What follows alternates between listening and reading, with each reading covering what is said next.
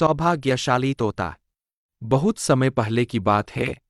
एक छोटे से गांव के पास एक सुंदर जंगल था। उस जंगल में तरह तरह के पक्षी और जानवर रहते थे।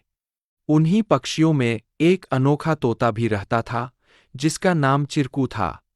चिरकू को लोग सौभाग्यशाली तोता के नाम से जानते थे, क्योंकि जहां भी वह जाता, वहां कोई न कोई चमत्कार हो जाता या किसी की किस्मत बदल जाती।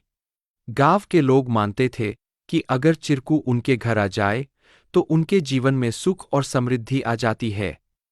चिरकू हमेशा खुश रहता और अपनी मधुर आवाज में गाने गाता।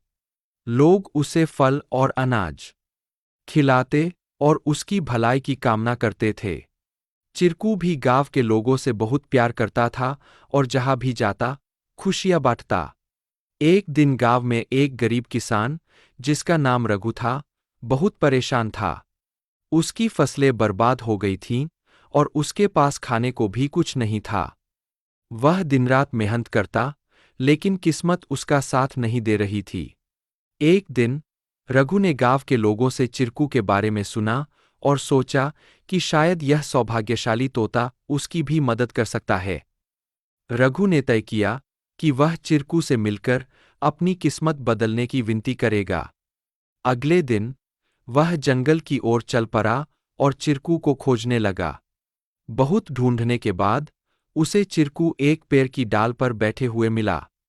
रघु ने बड़े ही आदर के साथ कहा। चिरकू ने रघु की बातें ध्यान से सुनी और उसकी आंखों में दया उमड़ आई। चिरकू ने अपनी चोंच में एक छोटी सी चमकती हुई पत्ती उठाई और रघु को देते हुए कहा, यह जादुई पत्ती है।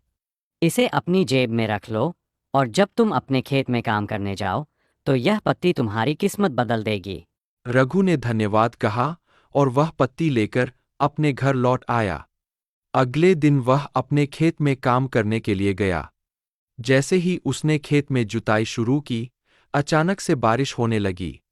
उसकी सूखी जमीन हरी भरी हो गई और थोड़े ही समय में उसकी फसलें लहलहा उठीं। रघु की मेहनत सफल हुई और उसकी किस्मत सच में बदल गई। अब रघु के पास भरपूर अनाज था और वह फिर से खुशहाल जीवन जीने लगा। उसने गांव के लोगों को चिरकू की बुद्धिमानी और उसके द्वारा दी गई जादुई पत्ती के बारे में बताया।